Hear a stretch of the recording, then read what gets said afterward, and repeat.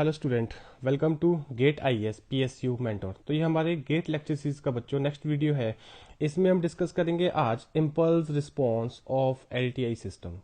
Fine, देखो आगे जो टॉपिक आने वाला है, कन्वोल्यूशंस आने वाला है या उसके ऊपर फर्दर जो भी डिस्कशन होगा उसके लिए कहीं ना कहीं आपको impulse response of LTI system के बारे में नॉलेज होना बहुत ज्यादा कंपल्सर है। Fine, and impulse response is significant only for LTI system. Okay, that is why we just study this only for LTI system. Fine. अब देखो, अभी तक हमने जितना भी सिस्टम प्रॉपर्टी के बारे में बच्चों पढ़ा है, चाहे causality, non causality, stability, unstability, memoryless, memory system, हमने जितने भी कंक्लूजन किए हैं वो किसके बेसिस में कंक्लूड करे हमने? In term of input output relationship of system. Fine, but अगर मुझे किसी सिस्टम का, किसी एलटीआई सिस्टम का इंपल्स रिस्पॉन्स पता है, it gives me alternate way to define what? Properties of system. हाँ जी, क्या बोला मैंने? To define properties of system. Right now, time and again the world is coming what this impulse response actually is. Now again see here, आपने पीछे पढ़ा होगा, इससे पहले आपने किसी भी सिस्टम को डिस्क्राइब अगर करा है, अगर वो कंटिन्यूस टाइम डोमेन सिस्टम है, किसकी तरह में डिस्क्राइब करा बताओ? Linear constant coefficient differential equation या फिर linear constant coefficient difference equation. वहां से आप क्या निकाले? भी सोल्यूशन निकाले सिस्टम का रिस्पॉन्स का, और वो क्या है? That was concluding two part, zero input and one was what? Zero state. बहुत इंपॉर्टेंट है भी। ओके, तो ध्यान रखना, जो इंपल्स रिस्पॉन्स कॉन्सेप्ट है और कॉन्वोल्यूशन जो कॉन्सेप्ट है आगे हम डिस्कस करेंगे। जीरो स्टेट रिस्पॉन्स आप इससे निकालें या इसका डिफरेंस इक्वेशन का जो रिजल्ट होगा उसका जो जीरो स्टेट पार्ट होगा, both will give the equivalent result. मतलब अगर मैं एलटीआई सिस्टम के जीरो स्टेट रिस्पॉन्स की बात कर रहा हूं तो आप चाहे डिफरेंस इक्वेशन कॉन्सेप्ट यूज करें या आप कन्वोल्यूशन और इंपल्स रिस्पॉन्स कॉन्सेप्ट यूज करें, तो दोनों से आपको इक्वलेंट मॉडल मिलेगा।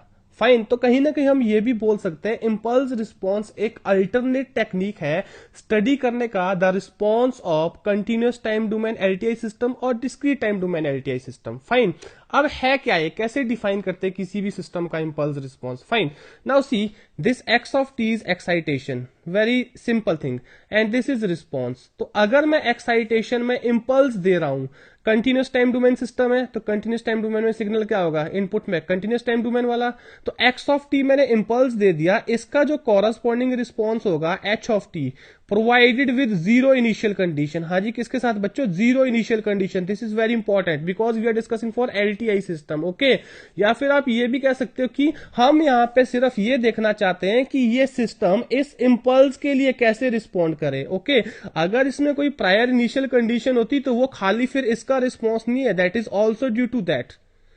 फाइन, मैंने आपको पहले बताया these are important only for zero state, ये आपको इक्वलेंट रिजल्ट देंगे जीरो स्टेट के लिए। ओके, और एलटीआई सिस्टम जब भी आप डिस्कस करते हैं आपको पता है इनिशियल कंडीशन कितना होना चाहिए वहां पे? जीरो, जब भी आप एलटीआई प्रॉपर्टी की बात करते हैं।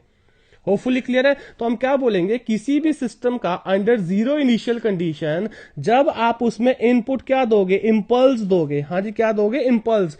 उसके लिए जो सिस्टम का रिस्पॉन्स आएगा उसको हम बोलते हैं इंपल्स रिस्पॉन्स। हाँ जी बच्चों, क्या बोलते हैं उसको? Impulse response. फाइन, एक तरह से हम क्या कर रहे हैं बच्चों, T is equal to zero पे इस सिस्टम में एनर्जी इंजेक्ट कर रहे हैं इस सिग्नल की फॉर्म में। फाइन, और फिर इस सिस्टम को छोड़ दिया और हमने देखा ये सिस्टम उसके लिए कैसे रिस्पॉन्ड करेगा।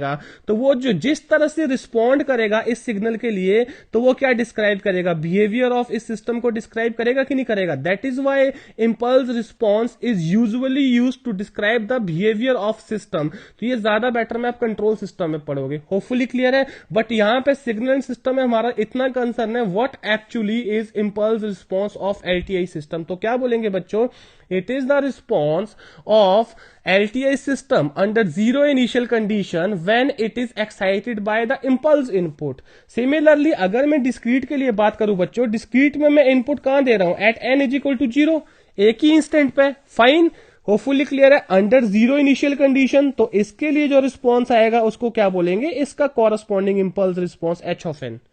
होपफुली क्लियर है। Now see one more very important property जो आपको यहां पे पता होना चाहिए। देखो बच्चों, आपने पढ़ा है कॉजल सिस्टम के बारे में। हाँ जी, किसके बारे में पढ़ा बच्चों आपने? कॉजल सिस्टम के बारे में। कॉजल सिस्टम क्या बोलते हैं? कॉजल सिस्टम बोलते हैं अंडर जीरो इनिशियल कंडीशन, या आप ऐसे बोल दो, मैंने हर एक तरीके से बताया।